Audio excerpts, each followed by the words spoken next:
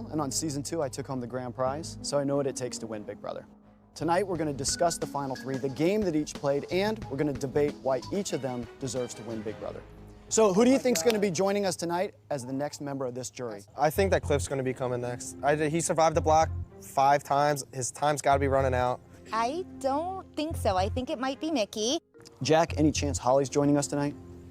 It's a long shot, Doc. Unfortunately, I think Cliff's road has come to an end. I would like to say that it's going to be Mickey, but I'm not feeling anyone's energy yet, so. Guys, it's time to find out who juror number 8 is. Oh, my God.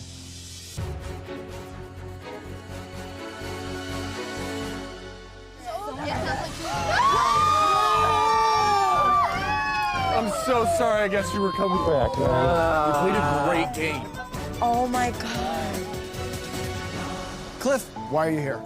Holly actually followed through on a promise to throw the HOH, and Nicole won. Wow. Jackson won the veto. He had promised that he would take me to the final 3, but here I am. You thought that he was going to keep you over Holly? Yeah, I'm the idiot, aren't I? Come on, Cliff. You know this game. He had always talked to me about the value of a handshake, and I fell for it. I thought you were going to win the whole thing. Well, I did too. And I wanted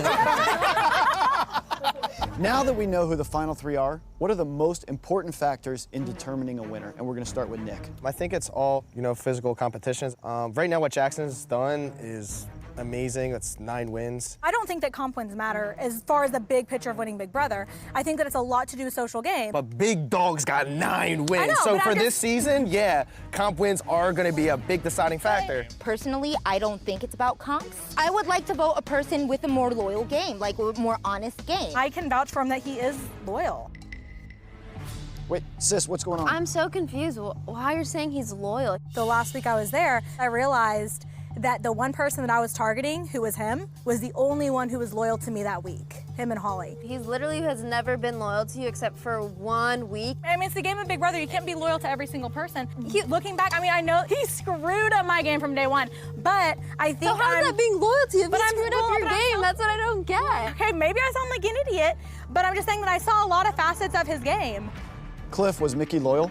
I don't think so.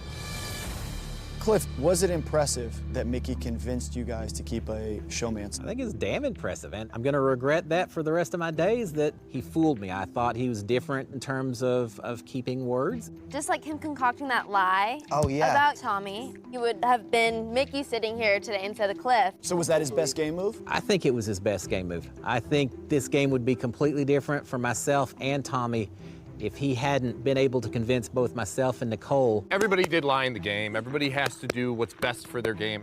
And I can't fault him. Lies happen, I get it. I just don't necessarily want him to keep saying that he is honorable and having integrity. Just come right out and say, I played a game that got me to where I needed to go. Right. Yeah. Respect. He really was a Jekyll and Hyde at times. I saw a guy who could be very friendly, but at other times could be condescending and arrogant. Mickey uses like fear and his strength to just think that he's better than everyone. Like Mickey, this is Mickey's world. We are all just his peasants living in it.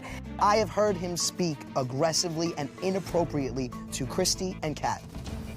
I told him I don't want him to win this money, but this is a game. Yeah. I have a battle inside me.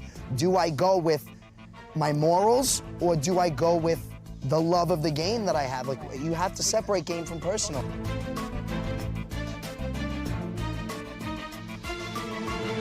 Tommy, what impressed you most about Nicole? Her humility. You know, we talk a lot about Jackson's character, and in terms of who these people are, I would love to give my vote to Nicole.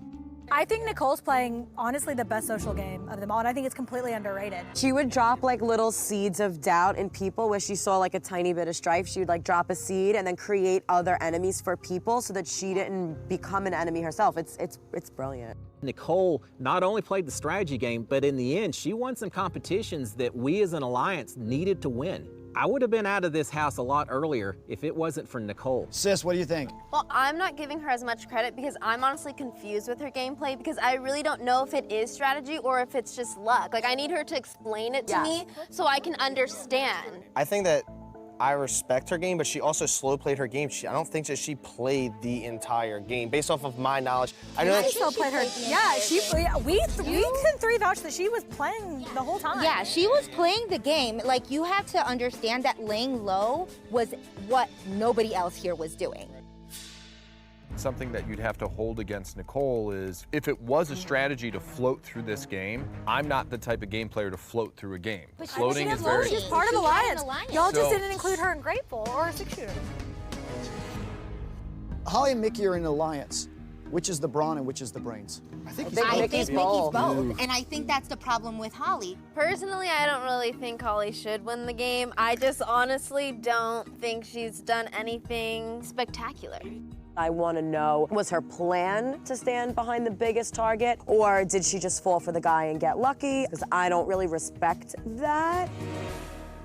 We can all agree that Mickey's very aggressive, he's very reactive. There are a lot of instances that Holly was the one that kept him from acting on those things. Mickey probably would not have gotten this far if it weren't for Holly because she was holding him back. She did do a good job at taming the beast, and maybe that was a plus for her. Don't you want to vote based on gameplay? Like, what kind of gameplay is that? I don't really see her playing She much won. game, She won 2 honestly. HOH. How many comps did we all win?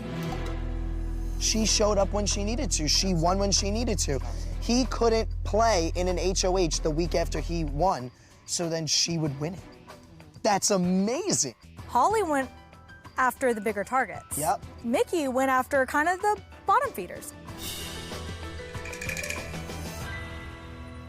She also, I think, developed a lot of relationships with a lot of people. It's a good point. I didn't focus on social interactions outside of my alliance. How'd that work out?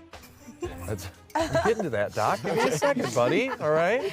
But to be able to maintain great relationships with the other house guests, even though she was clearly in the 6 and still was never put up as a threat. 83 days. She was never on the block. It's impressive. Agreed. Yep. Guys, this has been a lot of fun, but there's still game left to be played because there's still an HOH and an eviction before we determine the final 2.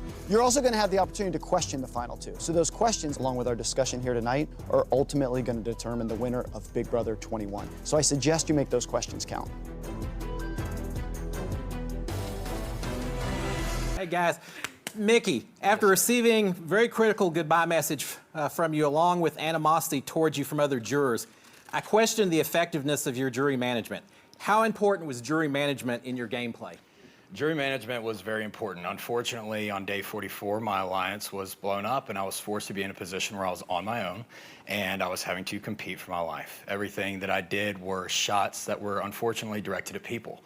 I upset a lot of individuals and I'm aware of that, but everything that I did was game related and it was based off of the decisions that I felt like I had to make. I was honest when I didn't want to be, I was loyal when I didn't have to be, and only lied when I needed to. Everything I did was to get me and the one person that has always had my back, her, into these 2 chairs. And it was never personal, it was always game, and everything was well thought out and strategic. Thank you, Mickey. Christy. Hi, guys. Hey, Chris. Christy Lynn.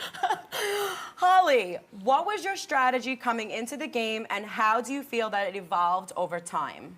So I came in with plan A through Z, knowing that I wouldn't really know which plan to take until I walked through this door. The one thing that was constant is I knew the best bet for me was to fly under the radar, so I downplayed a lot of my strengths. I definitely did not show my cards in mental comps in particular. I took a note out of Nick's book and I said less. I didn't really tend to talk about my academic or my professional achievements. I was very, very low key. I listened rather than spoke. I gained information like a sponge and I was able to fly under the radar. I won when I needed to, but I didn't really show my cards. And I adapted to situations as they were thrown at me. I exhausted mostly plan A through Z by the end of this thing, but flying under the radar was key, and I pulled out the tricks when I needed to, and... We have more questions. Okay, there you go. Thank you. All right, thanks, Tommy. Tommy, you're up. All right. This question's for Mickey. Yes, sir. Mickey, some of the women on the jury feel that you were degrading and condescending to them at times. We agree that you played a great game, but we're not sure that we should reward that type of behavior. We want to give you this opportunity to prove otherwise. I'm a very intense person, and anything in life worth doing is worth overdoing, and I give 110% effort in everything that I do. I'm very passionate, and my actions and decisions have shown that in this game. I've never at any point disrespected a woman's character or her physical appearance or in any way demoralized her as a person. I do get amplified. I do care about everything that I do, and I'm very intense, and I've never made anything personal with anyone, male or female. I respect women more than anything. I love my mom to death, and she raised me right, and there no point have I ever wanted to come across as degrading. I know myself, and I know that I get worked up, and I'm working on it, but at no point in any argument ever did I ever let things be made personal or make jokes or make slanderous remarks towards any woman, ever. Thank you, Mickey. Annalise. Holly, you preached to some members of the jury that you were here to play your own game. A lot of us feel you just played Mickey's game. We need specifics in how you played your game. So Mickey and I, ironically, never had a final two, and we actually played drastically different games. We had different targets. He had a plan to kind of take out more middle ground targets. He actually took out you in an attempt to disarm me and Christy and Tommy. I went for big targets, big fish that I thought had really big potential to win this game. I went after Nick knowing that that was not the best move for Mickey. I went after Sam. I saw similarities in both Nick and Sam that I saw in myself, and they scared me. Also, I know that people could argue that I was riding Mickey's coattails. I would argue that I was more behind him, like dragging onto his coattails with my heels dug in so that he didn't jump off a cliff. I kind of wanted to manage him at times so that he didn't, you know, get himself into trouble, because I did need him as a teammate and as a tool in ways. And so, yeah, we worked together a lot. But I played a very, very different game than he did. Thank you. All right. Jessica, you have the second to last question, and I need to ask Mickey and Holly to be succinct. Take it away, Jess.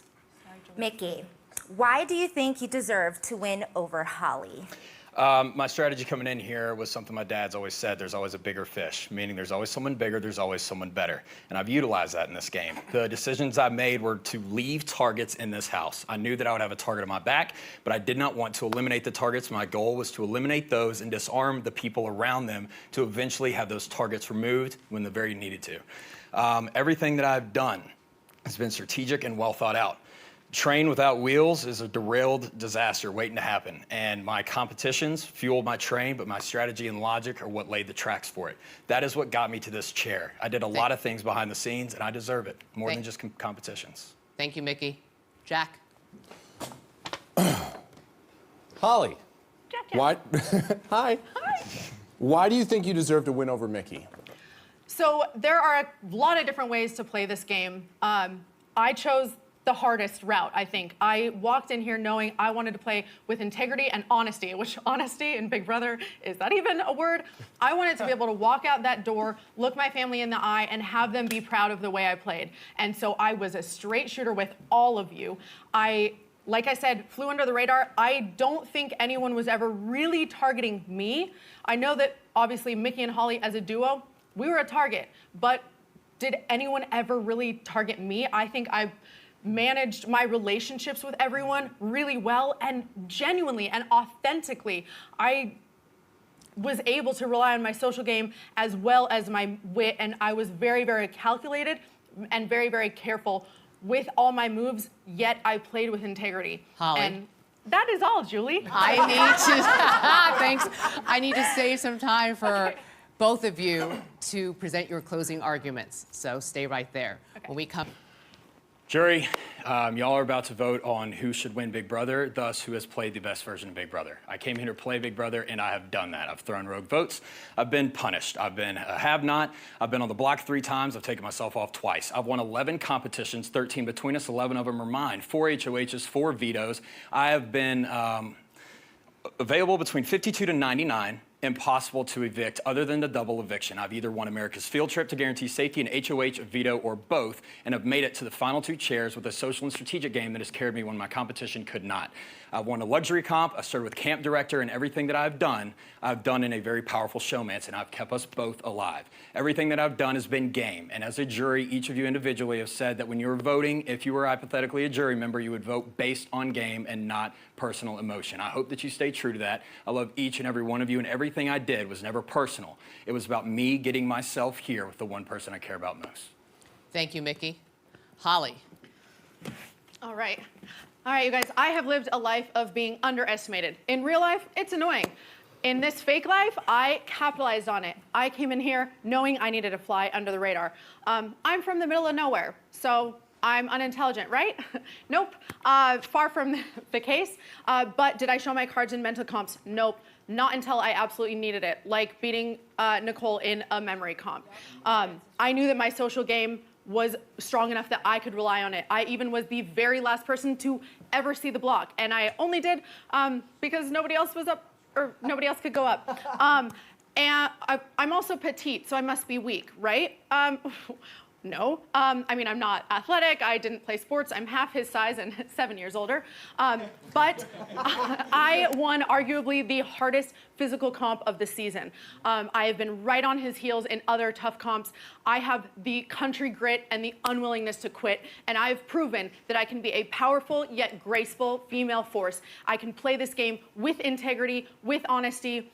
So it's whether you want the frontline soldier or whether you want the stealthy sniper that takes big shots that matter while maintaining the peace. You guys, this is $500,000. There's a lot of good that I could do with this, but it is a big decision. I love you guys so much. Holly. I am proud that I played the game with you, and I respect anyway. You were both told in commercial break you have 1 minute.